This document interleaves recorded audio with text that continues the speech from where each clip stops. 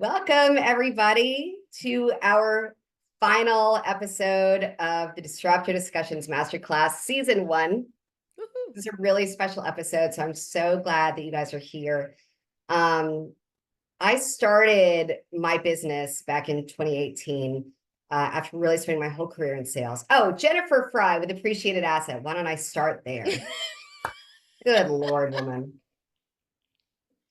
I started my business 6 years ago after spending my whole career in sales because I wanted to do things a different way. And I wanted to change the narrative about what sales can look like, what it should look like.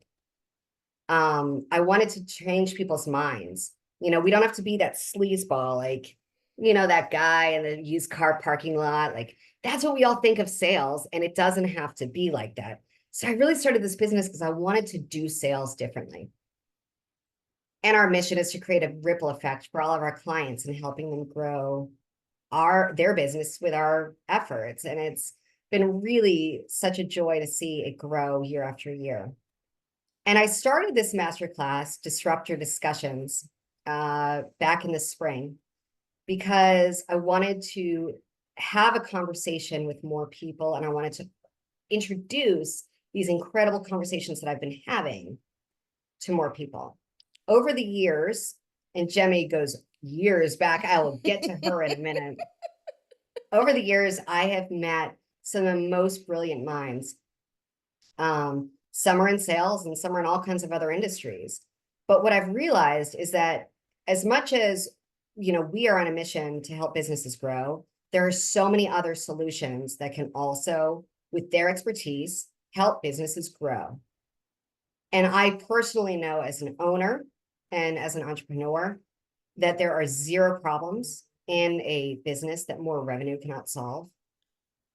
And while that's what we do for our clients, we wanted to be able to do that, and show how other people are able to do that with their clients as well. So every week I bring on a new guest and they share their expertise and how their expertise helps businesses grow and create more revenue.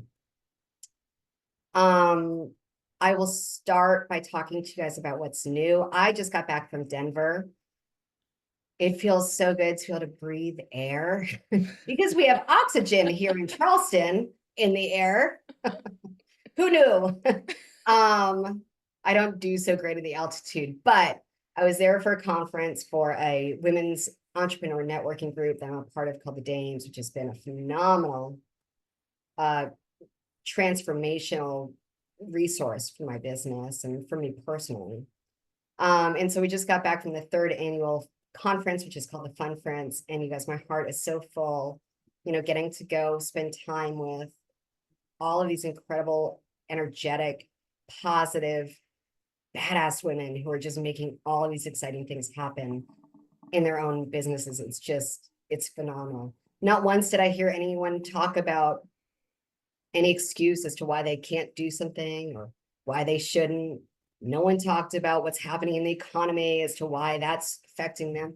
People don't talk like that because we don't think like that. We are all about solutions and finding the right solutions. And man, it was amazing. So I'm back from that. And I have another really exciting announcement to make, but I'm going to hold on that. And it'll make a lot more sense in a minute. Such a tease. I am so excited to have Jemmy here today. I'm going to read her bio to you guys in a minute. But I'm going to first tell you how we know each other. Jemmy and I met 120 years ago. We in dog years, at least. Something like that. Jemmy and I both were at Tulane University together, in the business school together, and had the insane privilege of traveling to Europe together on a business school cohort, accelerator program, which was so fun. And I'm sure she'll tell you all about that trip. I need to let the people know what really happened on that trip because you were involved. Anyway, we have been incredibly close friends ever since. We have both started businesses and supported each other. We have both been single moms. Jemmy certainly was the trailblazer for me before I entered into single motherhood. We both have little boys that we are obsessed with. And the thing to know about Jemmy is that she is the most loving, resilient, caring, sensitive, brilliant mind. Um, she has not had the easiest path in life. And she absolutely keeps service in her heart, in the way not only she works with her clients, but in the way she relates to her audience. In fact, she just had this incredible share within her community that really has up-leveled the game for her. I'm so proud of what she's doing in her own life. I'm going to read her bio for you, and then we're going to get started. Oh gosh, producer Jemmy Lagunier is an award-winning podcast host, executive producer, network architect, and industry expert who has grown her podcasting firm, Flintstone Media, since 2014, launching and growing successful shows for various high-level clients. She hosts both Podcasting Your Brand and the Power Moms podcast, and is also the founder of the Power Moms Network, empowering moms to lift the world. So I'm going to hand things over to Jemmy, but I'm going to tell you guys what's going on because we're so excited. I've known this from the first time I had the idea to start this masterclass. Before the end of the year, I'm going to put that out there. We are going to be launching our Disruptor Discussions podcast. And Jemmy will be my producer. I would not have chosen anyone else. I can't wait. I am so excited to partner with you on this. We are going to be taking these master classes and we are going to be creating a podcast from them. I'm super excited for the next iteration of this project and where it's going and taking this journey with you. So my friend, I adore you. I'm so happy you're here. And this is such a full circle moment, because starting this masterclass was so out of my comfort zone. I never put myself out there in any sort of public way, ever. I'm like cobbler's kids have no shoes. I'm all about getting that from my clients, but I never did it for myself and for my business. But because I knew that I knew all of these incredible people who had so much amazing information to share, I had to get out of my own way. And I'm so grateful that you're a part of this, because this is, when we talk about full circle, I mean, we were in college together, we were babies. And now we get to do this and work together. I'm so excited. So without further delay, I'm going to hand things over to Jemmy, because she's going to talk to all of us about how to use podcasting to grow our businesses. I'm going to be taking notes over here because I just told you we're about to start into this world. I'm crazy excited about. And Jemmy, tell us everything we need to know. Absolutely. Well, before I get started, I have to add a big fat asterisk to the story of how we met, because being a disruptor, it doesn't mean you don't have fear. It means that you move through it anyways, and you accomplish anyways, and you do with the tasks that need to be done anyways. And when we were in Paris on that trip, I had a lot of fear because I had a medical mishap, very severe one. That, to be honest, when I came back to the States, my doctors couldn't believe I survived it. But the woman you're looking at, not me, her, is one of the two reasons why I did. Her and our other mutual friend, Liz. They were fearless, or moved through their fear and got me the care I needed, and they saved my life. So how could I not be lifelong friends with an amazing, amazing woman like that? So you say I was a trailblazer for you for single motherhood. You've been a trailblazer for me on moving through fear and doing what needs to be done. So thank you, Jen. And with that being said, I will share my screen. Here we go. Okay, just getting the right screen up here. Here we go. All right, everybody seeing it? Seeing both Mhm. of our lovely faces on the screen? So yeah, we're going to talk about building brands through the power of podcasting because that is what I do. I'm a founder, president, MC, host, and executive podcast producer.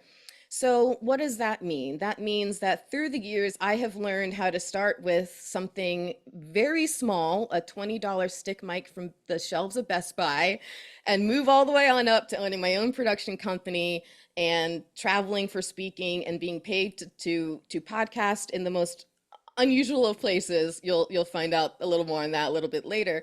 But we are celebrating. We just celebrated our 10th year in June, so we're very excited about that, my team and I.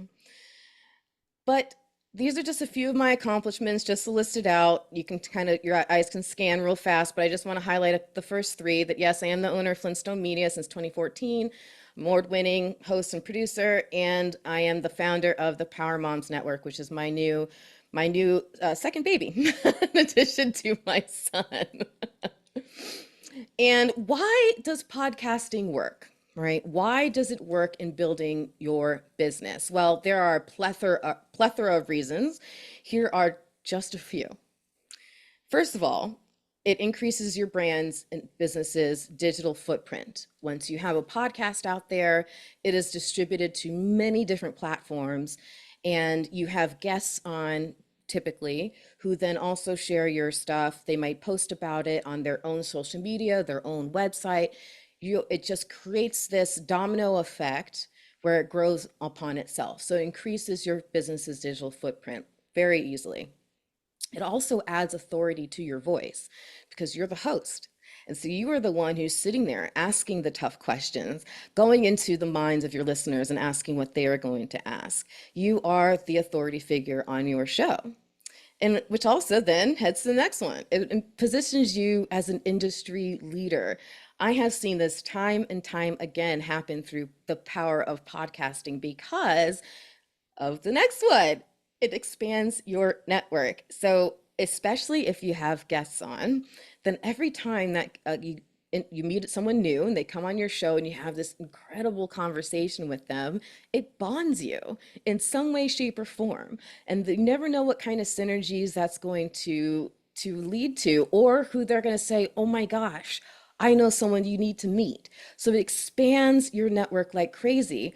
And then you're able to then nurture those relationships. You can figure out other ways to keep them involved in the show. You can mention them or pull a clip from a past episode to put it on a recent episode and then tell them, hey, this is what I did. So by fostering those relationships, it allows you to then grow those relationships by just getting together with people on the microphone.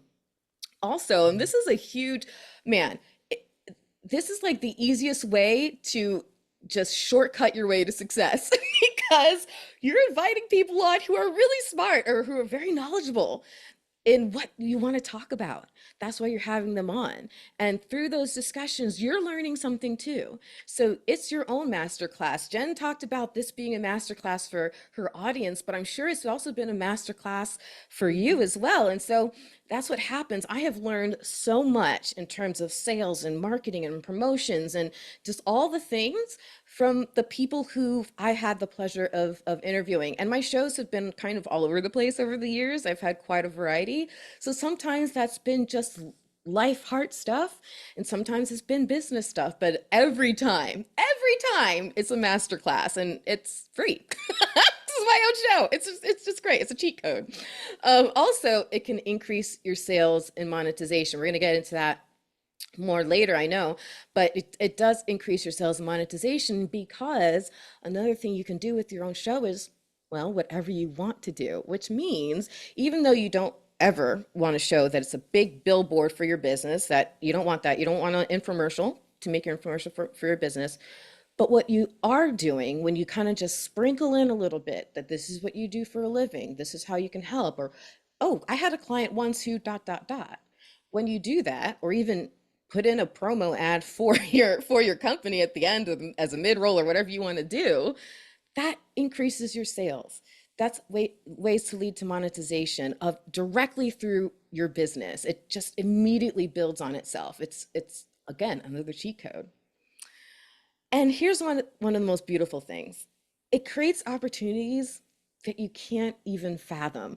I have done things through the power of podcasting that has still just blown my mind. I've interviewed a congresswoman before. I've been paid to go on a cruise because I was podcasting. Like, what? Like, I never thought that would happen. I also never thought that I would be a manager for a horse network. Yes, a network where there are 40 shows all about horses. I know nothing, but dang on it, I know a lot more now because I've been invited to ranches and farms and I've ridden horses. I never thought that would happen, but it has. You never know what can come of just the power of podcasting. It's a very intimate medium unlike anything else because yes, people can watch it and stuff like that. That's one option, but the numbers don't lie. The vast majority of podcast consumption is still audio only, and that is so intimate because it's almost like the difference between reading a book and then watching the movie. You know how disappointed you almost always are when you see the movie after reading the great book that it was based on? You're like, oh, but that wasn't included in that. Because so much of what made it great when you read it as a book is what you filled in with your mind. And your mind's eye is activated when somebody's listening to your podcast. And so it's the same kind of intimacy. You're right in their ear. They feel like they get to know you. You become part of their routine. I have one friend who listens to another friend of mine, one friend, Glenn, who listens to our other friend, Dave's show. And he jokes, but he means it. It's true. He's like, I shower with Dave every day. Because he breaks to listen to his podcast in the shower. It's this long running joke, but it's true. People make your show part of their routine. So that's another reason why it also then goes way up back towards the second one. It adds authority to your voice because when they learn to trust you. One of the things in sales that I'm sure you've heard before is the whole know, like, trust cycle. Well, this just like leapfrogs you right through that. And you just go from knowing about you that they hear you and they get to hear your personality and they like you. And because the things that you're saying make sense and the people you're having on make sense and the questions you're asking are really jiving with the questions they would ask, they start to trust you. So then guess what? If they're ever looking for somebody to do what it is that you do, they're not going to go to Google and try to find somebody. They've already found you. So if you're a lawyer with a podcast, if you are a marketer with a podcast, if you're a podcast producer with a podcast, it is it without it making it infomercial, it is a billboard for what you do. And it's just brilliant in how that works. So it is so strong. And that this last point, man, it has taken a long time. I've been in this since 2014. In 2014, hardly anyone even knew what a podcast was until like I think that it was when Serial came online and everyone kind of figured out, oh, podcasting is this new thing. And I'd already been in it for like 3 years. I'm like, it's not new for me, but I'm glad that you're discovering it. But the barriers to entry are so low now because over the last 10 years, there have been so many developments in technology in terms of how you can record and how you post stuff and all of that, that it just makes it a lot easier. So the barriers to entry are the lowest that I've ever seen them. So it's a great time to get started in the space. So the basic framework of a podcast and building it is launching the podcast, ongoing production, growth and monetization. Sounds really simple, right? That's all there is. That's all there is. No, that's not. That's not all there is, but that is the basic framework. You have to think first about how am I going to launch this podcast and really have it make sense for my audience. We're going to get into that a lot in a minute. And then it goes into just lather, rinse, repeat over and over and over again, ongoing production, keeping your finger in the wind and seeing how people are responding to it, taking notice of new changes in your industry that you can bring to the podcast, or feeling like if you're getting bored with part of it, then maybe switching up the format a little bit. But that's all part of ongoing production. And growth and monetization is really paying attention to that audience and trying to engage them and connect them. And I'm going to share one of my favorite pieces of advice when it comes to podcasting. And it comes from religion, but it's not religious. But the reason why Jesus's message spread so effectively throughout the entire world is because he wasn't the only one talking about it. He had 12 disciples who were just as excited and enthused and passionate as he was, walking their own paths and sharing the news. So, in order to grow and monetize, especially grow, you need to create disciples for your show. That means engaging your listeners so they want to share it. That means engaging your guests so they want to share it. That means going to functions and applying to be a speaker at places. That means doing Facebook Lives and YouTube Lives and Instagram Lives and whatever else you need to do. Joining a Facebook group that's centered around your topic. Ways that you can grow your show over time. Create the number one way, create disciples, so it's not just your voice talking about it. That's the basic framework. But here's what's really involved, because there's a lot more involved. So here, I'm going to actually take you what I take my clients through as their show development and the basic framework of it. The very first thing is to consider your theme. You want to kind of look at other podcasts that are out there that are similarly aligned with what you think you're going for. How can you maybe make it a little different? What is an angle that they're not focused on? What can you do that's a little bit different? So very carefully consider your theme, like really think through that, and just kind of, sometimes I like to explain to people, just brainstorm as much as you can think about what it is you want to talk about. Just start writing a list, go until your hand hurts. And then look at the things that then really jump out at you on that page and kind of start there, but really carefully consider your theme. Then I take my clients through what I call the mirror exercise. Okay, so the first thing I do is I'm like, we're going to talk about your why, but it's not just about your why. Let's talk about it first, as if you're holding up a mirror, but you're facing it to your audience. What is the mission of your show? When your audience is listening to you, what do you hope is reflected back upon them? What do you want them to walk away with? What do you want them to learn? What do you want them to understand? What do you want them to do? That's the mission of your show. Then I give you permission, turn the mirror around. Some people don't like it. It gets uncomfortable. Turn around and be very honest about what your goals are for yourself. Do you want to make money? Do you want to be a public speaker? Do you want to grow your sales? What is it? Do you want financial independence somehow, some way down the line? Like, what is it that you actually want? Do you just want to vent, release all the demons? What is it that you want from your show? What do you want the show to do for you? And be very honest about that. Because if you don't have both sides of those whys clearly defined, you're not going to come up with the right show for you, okay? And then next is the tone. This is probably the easiest part to think through, because it's really a marriage of your topic and your personality. If you're having a show that's about true crime and stuff like that, you don't want to talk about it like you would talk about a show about Care Bears. Those would be two very different tones, okay? But also don't be afraid to bring your personality into it. Talk about why you're really interested in this and what really jazzes you up in particular, and what your past experiences have been that make you just love this thing that you just can't stop talking about it. So marriage between your topic and your personality. Next thing to do is to explore your ecosystem. Now, your ecosystem is your business ecosystem, your business network, your personal network, people in your personal life. The industry network. And what does that mean? That means other people, whether they're competitors of yours, they can be associations and organizations that are built around your industry. They can be conferences and events that are built around your industry. So what are your industry network? What does that look like?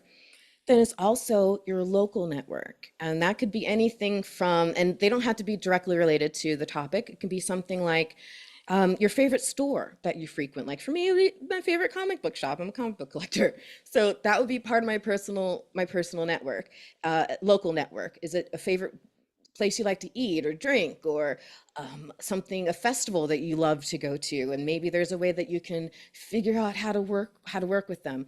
Explore your ecosystem. And of course, that lands with the last one, your online system. So all your social media platforms, just ad nauseum, who is that? So create this massive list of your ecosystem, because what's that's going to do is give you the opportunity to then mine that ecosystem and think, is there someone I can pull in as an early sponsor? Is there some who are going to be my initial guests? Is there an opportunity for me to partner with an organization in my industry, telling them what I'm launching and getting off the ground, and maybe they want to be a part of it very early on. So examining your ecosystem is the only way you're going to figure all of that out and maximize your opportunities. So it's very important to explore your ecosystem.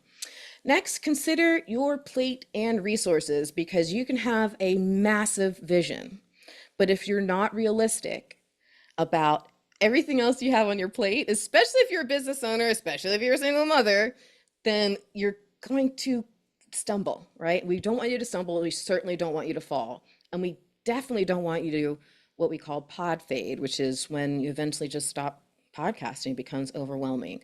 But if you examine what's on your plate and the resources of people, of money, and of time, and you're very honest about that as well, then you can start to roadmap how to work and integrate this into everything else you have going on. All righty. Then also that leads you to your format. Now it's interesting because sometimes when people reach out to me saying they want to do a show, this is something they already think they know. And I said, that's nice. We're gonna put a pin over here. We're gonna put a pin over here. And then I take them through all the other things. And sometimes that pin comes off when we go with the original idea. Sometimes it doesn't. So think about your format. There are a lot of different ways to do a show. Um, I'm really proud sometimes in the ways that I've really pushed those boundaries. I'm going to share a little bit more about that during the Q&A later, but decide on your show format. How can you do something that's going to be different? And oftentimes in a business situation, one of my recommendations is to say, adding, and after the interview, what kind of segment can we add that's like 2 to 5 minutes long? That's just you, that it adds to your authority, adds to your positioning, reminds people that you're the head honcho of the show, no matter how awesome your guest was, and pulls something from that conversation and goes a little bit deeper in some way, shape, or form that's really going to hit the nail on the head for your audience. How can we do that? So sometimes that closing segment can be added on, and it's just like a nice little linchpin for all of it, and drives your sales. And of course, release schedule is also very, very important to consider. You know, generally speaking, if you release only once a month, it's going to be hard for you to grow. But we don't want you to have a release schedule that's too demanding. Again, going back to your plate and your resources, can you actually do it? And if you do want to hit that release schedule of a certain cadence, let's say it's weekly, okay, what can we do? What can we put in place now in terms of processes that helps make that easy for you, help grease the wheels so it doesn't become cumbersome? And then what can we do in the very beginning before we launch the show? Do we batch some recordings? What can we do to facilitate that release schedule? So that's all kinds of stuff that you need to really carefully consider before you move forward. And last but not least, the fun stuff. Acquire and set up your tech. We go shopping. So you go get a microphone, or if you have a co-host, multiple microphones, or if you're in a situation where you have like a little at-home studio and you're inviting people into your space, then you need multiple microphones. And you also need recording hardware and or software. For me, if I'm like right now, I have my mixer going. I'm not recording on it, but I do have a mixer going. So it's usually my backup recorder when I'm hosting podcasts. And then I also have my software, which is whatever I'm connecting through, like Zoom or Riverside is what I use. Typically it's called Riverside FM. And so that's the software I use. So that's my primary recorder, my mixer is my backup recorder. And if you're out and about doing mobile podcasting, you can get a mobile recorder, so something you can take with you, but really good microphones, dynamic, not condenser. The difference being condenser microphones are built to pick up the entire room. Dynamic microphone is built to pick up what's right in front of you. So dynamic microphone, not condenser. I learned that the hard way 10 years ago. That's another story. And then, of course, recording software. And then the very last thing is once you have your recordings, then you need to establish your show's hosting and distribution. And so just like for anybody who's a business owner, I'm sure you have a website. Your website's hosted somewhere, GoDaddy, HostMonster, whatever those places are called, it's hosted somewhere. And so it's a bunch of files on a server. Same thing with your podcast. So there are different hosting providers. There's Libsyn. My favorite one at the time at the moment is Buzzsprout, Buzzsprout. Yeah, I spelled Buzzsprout. It's phenomenal. That's my favorite. Libsyn's my second favorite. But there are a plethora of ones out there. I suggest Googling for maybe what their graphic user interface looks like. There almost always are pictures on Google that you can find and just kind of see what looks like it might be most intuitive for you to use. And then make sure that you're distributed to all the platforms. The big kahuna is still iTunes. It was really the first to market. The reason it's iPod is called an iPod is because they made it so you could do podcasts on there. So they were the first ones to really put an app together that was very user-friendly and increased distribution. You can almost see the growth of podcasting online once the native iPhone app was built. Poof, right up there. So make sure you're on it. And then second behind is Spotify, and then just anywhere else that you can think of. Make sure that your podcast is distributed, YouTube included. Alrighty. But what does it really take? This is what it really takes. It takes all of this. It takes pretty much anything that a normal business stuff would be, contracts, team meetings, planning for things, right? But then it's all the other stuff as well, recording, editing, looking into your statistics and understanding that. So knowing how to publish episodes, just there's so much. And then of course, if sponsorship sales is something that you're interested in, then of course there's sales meetings that have maybe nothing to do with your direct business. These are now sales meetings that have to do with your podcast, and that those run just a little bit differently. So there's a lot that goes, true stuff that goes into creating a podcast. And by the way, I didn't think about this before, but what I'll do is, if that's okay with Jen, I'm happy to share my slides and send them to anybody. So if you want to, just put it in the chat and then I will take note of it and I'll send out my slides after we're done today. But that's what it really, really takes. So just to let you know, so Flintstone Media is the name of my company. We do help with all of that, completely soup to nuts. We make it very turnkey for you. And we have a history, most specifically, of helping people build their businesses and their brands through podcasting. Not too much of the hobby podcasting, but if you want to do podcasting as a hobby, I'm happy to direct you to some great producers there. But knowing Jen's audience, I know you're probably using it for business growth, so that is definitely something that we can help you with. Now, why is it worth it? Because it is a lot of work. It's a lot of work, especially if you take it seriously. But the reason it's worth it is because of the opportunities that can come from it. Again, some opportunities you've never even going to fathom. So all the way at the bottom, I want to point out two things. The one that's in the middle is myself and my local congresswoman. I was a fan of her when she was our local mayor. Like, this is way back when I was a fan of hers. And when she became a congresswoman, I thought, let me just give it a chance. I reached out to her team. I said, I'd love to interview you. And she said yes. And I actually met her at her apartment. I was in the bottom lobby. I was not in her actual apartment in the building, but it was really, really, really, really neat.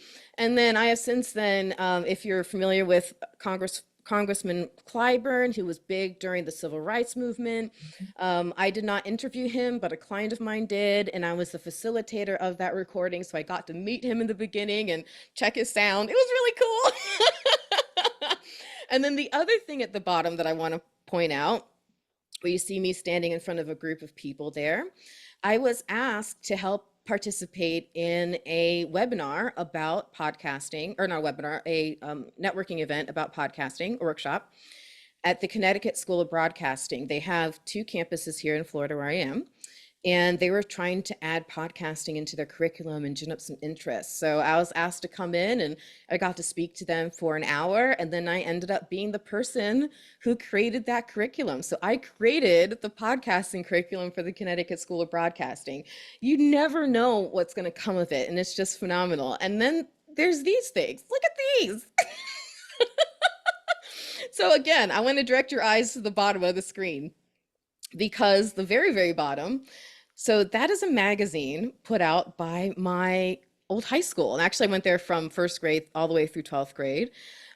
It's a really phenomenal academic institution called Pinecrest.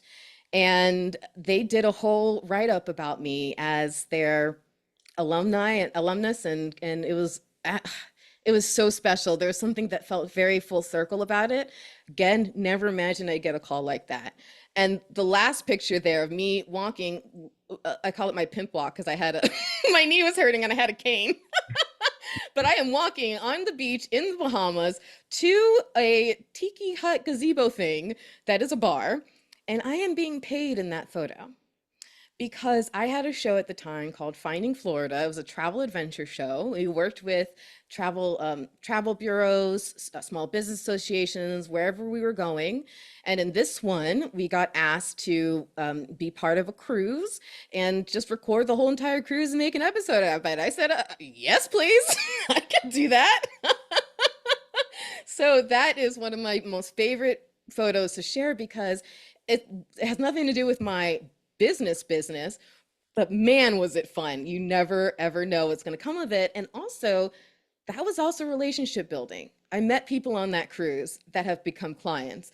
And just being able to show this off as something that I've done, that has been a fun story to share in some of my client sales calls. So let me tell you, that is definitely worth it. It's absolutely worth it. So that's about all I have to share today. Just want to say thank you so much. And I'm still going to be here obviously for Q&A, but those are the basic ins and outs of building a business through the power of podcasting. I'll go ahead and stop sharing my screen once I figure out how to do that. Thank you so much. I have, I don't know, 100 questions. Anyone in the audience, if you have questions, please put them in the chat and I will make sure to get to them. Joey has also graciously put my contact information as well as Jimmy's in there. I'm going to get to my 3 questions that I ask everyone, or that I do have a couple things that come up. First of all, about the story about the cruise. What I love about this is the butterfly effect. Right? I talk about, when you talk about sales often, I talk about the butterfly effect, that you are simply, you don't know what one action can grow into, and you never will unless you take the action.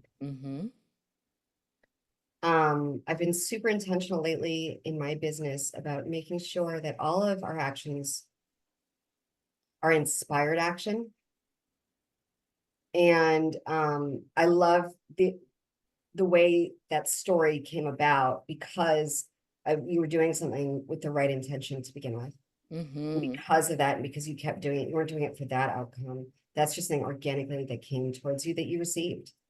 Actually, if I could double down on the butterfly effect for you, I'm really going to blow your mind how that really came about, because the origin story of that was I was listening to the very, very early in my podcasting. I was listening to a show about podcasting created by the aforementioned hosting company Libsyn. And it was called The Feed. And on there, they mentioned that there's a podcast conference. I'm like, oh, there's a conference about this stuff? Okay, I'm interested. Called Podfest Multimedia Expo. And that they were starting for the first time, it was like their 3rd year, I think, they were starting what's called a pay it forward program. And that's where an attendee bought an extra ticket and gave it back to Podfest and said, give it to somebody who you think deserves it, but can't afford to come. So I immediately applied, right? And I was awarded the very first ever pay it forward ticket, okay? So I got to go on a pay it forward ticket. Oh, but wait, there's more. So then I go to the conference and I decide I'm going to make an episode out of it. I'm going to ask all these podcasters why they love podcasting, have like 5 minute interviews, sew them all together, and make a podcast out of it. And I saw Glenn. I talked about Glenn, my friend Glenn, talking about showering with his friend Dave, bringing his friend Dave into the shower with this podcast. So that Glenn, before I'd met him, he's an OG of podcasting. And anywhere he went in that conference, there was like a throng of people. It was almost impossible to get him by himself, but I was like, I want to interview him. So there was a awards ceremony on the last day, and he gets what was called, I think it was called the Community Award. This guy named Gabe was up there too, also receiving it. So they both come down from stage, right? So I'm like, now's my chance. So I basically tackled them and said, can I interview you? And they said yes. So we went outside. I do a 5 minute interview. And then I stopped recording, and I've never been more mad at myself for stopping recording because Glenn turned to Gabe and he's like, she's really good. And then they started talking about me, and I'm like, what is this fever dream I'm having right now? This is amazing. So then Glenn says to me, I'll mentor you. He's like, I'm always looking for somebody every year, a new person to mentor. I'll mentor you.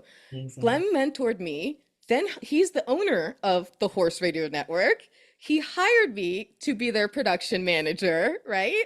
So then he comes up with this great idea to do the Horse Lovers Cruise. So that's how he got involved with the cruise ship company.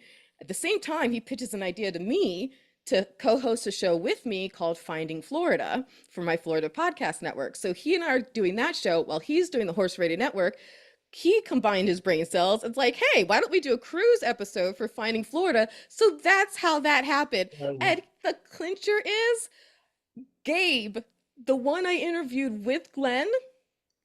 He is the one, oh my God. He is the one who first pitched and conceived of the Pay It Forward program. I didn't know for like 5, 6 years that initial free ticket I got to that conference that changed my life was from Gabe, who I was interviewing at the same time as Glenn, who then also changed my life. I mean, butterfly effect galore, woman. Galore. That's incredible. I love that. Mm-hmm. Um, Tell me about guesting on podcasts because I've guested a lot. Yeah, yeah, yeah, And I really enjoy it. yeah. You know, I've done guesting about being a single mom and being a business owner and being a single mom business owner and a business owner that's a single mom. Like I've done them all. Talked about sales. Like I've done a lot of guesting. Yeah. What are your thoughts there as like a way to dip your toe? Oh, Right. it's my favorite piece of advice to give if you want to Okay. just kind of get started and feel it out. There's no investment other than that initial one interview of time for you. So just, you don't have to set it up. You don't have to do any of the other things. You just have to show up Mm-hmm. and be present. And what's amazing is, let's say you have a podcast. Let's just say that for like 1 second. By being a guest on other people's shows, you're immediately putting yourself in front of an audience of podcast listeners. So for them to then decide to listen to your show is very, very easy for them. So let's say you don't have a podcast, and that's not you have a business. What's great about guesting is it can introduce you not only to an audience that is kind of the low hanging fruit of obvious, right? Something right in your wheelhouse. But if you open yourself up to being guests on other shows that you can still definitely bring good value to, but in other ways, then it can open yourself up to an audience who you may not have ever been put in front of before. I actually heard a great story the other day, and I wish I could remember the fine details of it, so I apologize in advance. But a gentleman was sharing how he had been a guest on a show that was about women going through menopause. Now he's not a doctor. He's not like in the medical community at all, okay?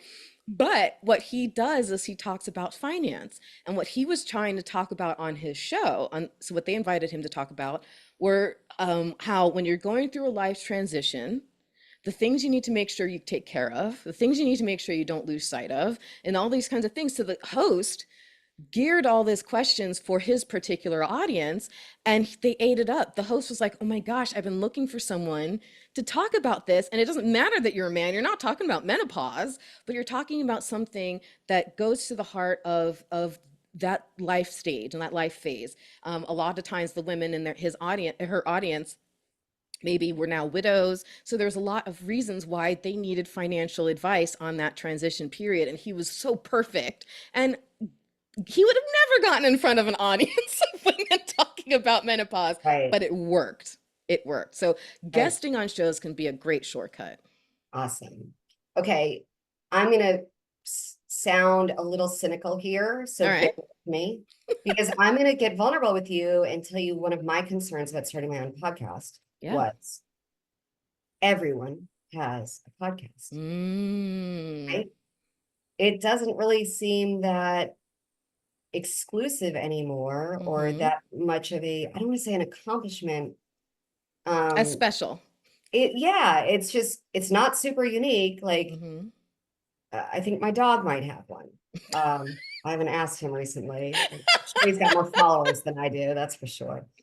Um, so my question is like, what do you do with that? Like knowing that, how do you still make this effective and stand out and disruptive? Yeah, yeah. Well, a couple of things. I want to first address perspective because, if you're doing a podcast and you look at your numbers, and let's say you have 200 listeners who come to you every week, but you're having a hard time growing, you feel like I'm not really doing much. I don't have listeners in the thousands and thousands or millions, and I'm just this little person talking over here to 200 people. Imagine if instead you're invited every week to go to your local community center and they packed that room full of 200 people who are dying to listen to every single word that you had to say. That would be amazing. Right. That's what you're doing. And so I want to first just address that perspective and make you realize it's an accomplishment no matter what those numbers really look like. But there is that sense of feeling like, oh my gosh, everyone there's so many out there now, right? It's not like 10 years ago when nobody really knew what a podcast was and you had to explain to them even how to find it.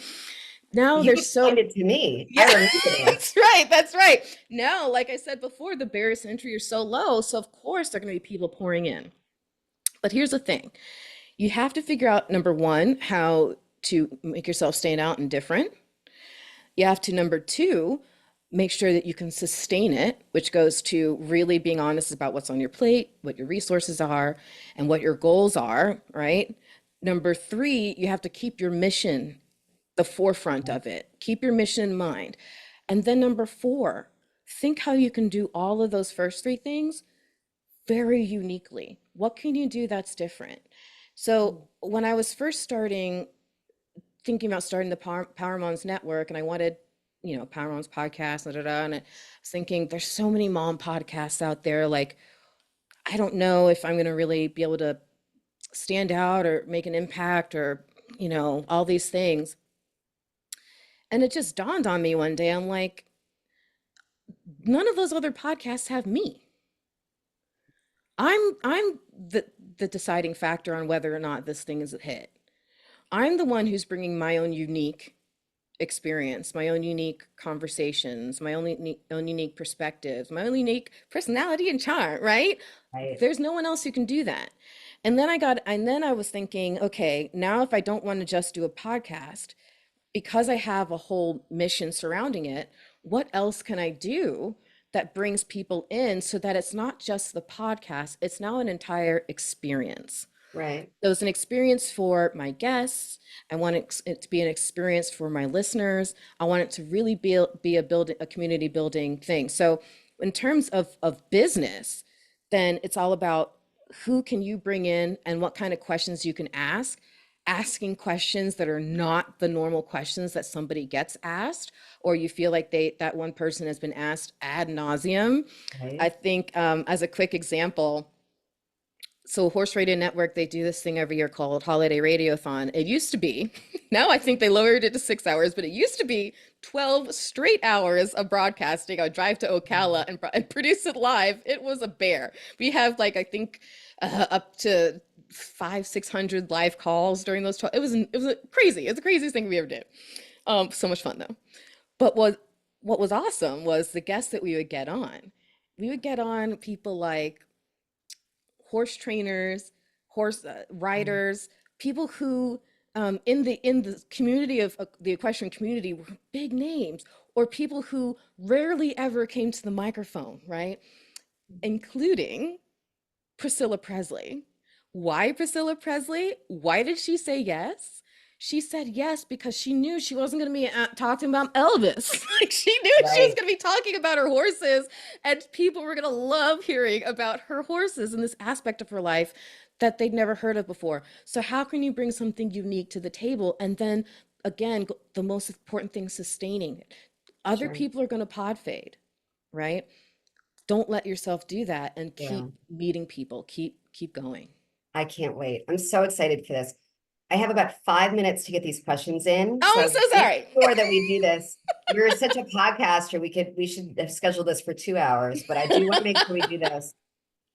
How does podcasting bring more revenue to a business? I mean, you've covered it, I've right? covered it, but I'll Sponsorships and highlight, new yeah, business. Yeah, go ahead. I'll highlight like really quickly. So it can help with direct sales because after that conversation's over, especially you've kind of primed that guest, right? To then have a further conversation.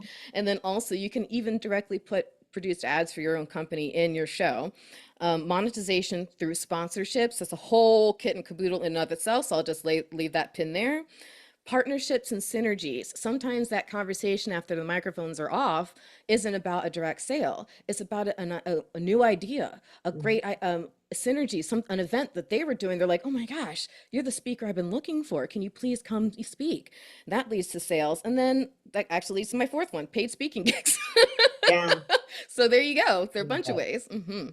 How are you a disruptor in your space? We just talked about how many podcasts are out there. Yeah. How are you disrupting podcasting? Okay, so I have a list for you there too. Number Good. one, I've always been a black woman, but I've always been a black woman in tech, As long as which I've in and known of you. itself is disrupted. I disrupted all y'all. I don't care. There's room. I'm making room for me.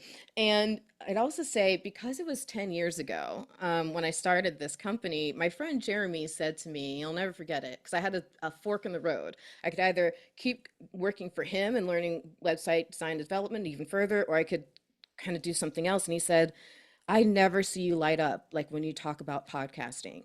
And if anybody can build a podcast production company when nobody even knows what a podcast is yet, it's you. So I then had to I literally went out and evangelized podcasting. I knocked on as many doors, made as many phone calls, spoke in front of as many groups as I could. The first presentation I did was to the Mystery Writers Association of Florida, talking about how they could use a podcast to boost their book sales. Like Mhm. that's what I do. So building it in the first place, and then also pushing the boundaries of what a podcast can do. As you saw me on the beach there, that was for the show Finding Florida. That travel adventure show was absolutely nuts. It wasn't about inviting people to just join us remotely and we talk about the theme park, whatever. No, we went, we recorded. It was like 12, 14, 16 hours worth of stuff that we then boiled down to an hour and a half. But we took people with us along the ride, and sometimes listeners met us places. We totally broke the rules of how to do a podcast with that one. And the last one I'll say is something I mentioned a moment ago with Power Moms Network, redefining what it means to build a community around your podcast. So all those different ways. Yeah. I love that. Um, what's People love this question because it's so direct. Mm.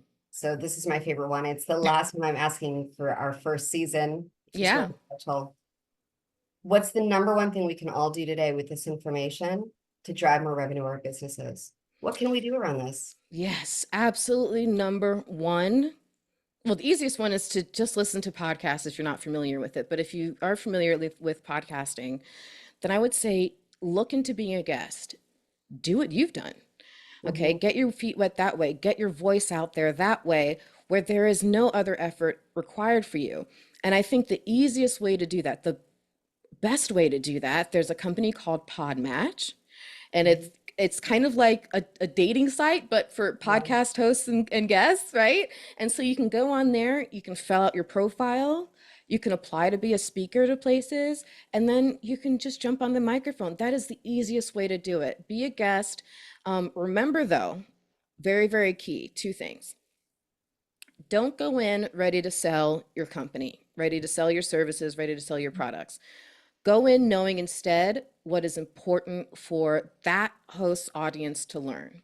Mhm. And then go in there armed with some of the best information you could possibly provide, and be confident and secure that that host will give you an opportunity at the end to sell yourself. I love that. Mhm. I actually have two more podcasts that I'm recording this week that I'm guesting on. Nice. So I'm going to really remember that. And that's actually a really great question to ask when you're interviewing as a guest or when you're setting that up. It's like, Hmm. what what value do you want me to provide to your guests? Like, what should Hmm. I leave them with? What do they want to know from me? Hmm.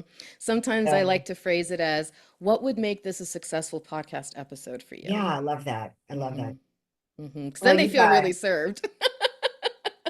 we are wrapping up. I'm almost like hesitant to do this because I'm having like some heart palpitations here. Aw. Um, this project, and I know this is kind of the first of many seasons for us. So I just want to say thank you to all of my guests, Jemmy, Mm. obviously for being, saving the best for last, but for all of the guests that I've had, I think we've done about 25 episodes, and I can't even believe most of you agreed to do this with me. So I am honored and flattered and so eternally grateful. Thank you. Thank Hmm. you. Joey, get on camera for a minute, Joey. Come on. Joey and Bernie have been phenomenal producers for us, and we adore you. And with all of my tech hiccups and freaking out with last minute issues, you guys have just driven the ship so smoothly. I have loved working with you and highly recommend Joey and Bernie. I will have their information for anyone who would like it. With Insignia Times. I had Love to. it. They've been phenomenal partners for this project because they've been able to guide me in a way that they were able to ask questions and handle things that I didn't even think to ask and handle. And I just thank you for making this as stress-free as possible. And it's just been an absolute joy to work with you guys. So thank you. Yeah, I thank look you. forward to many, many more because you guys rock. Mhm. Um, to everyone who has listened live on our masterclasses on YouTube or soon to be on our Disruptor Discussions podcast, I'm so excited to bring this to you in all of these different formats. I am so grateful that you chose to spend the time with us. I hope it was as valuable for you as it has been for me, and look forward to many, many more lessons together. I hope you all have the very best day. Thank you.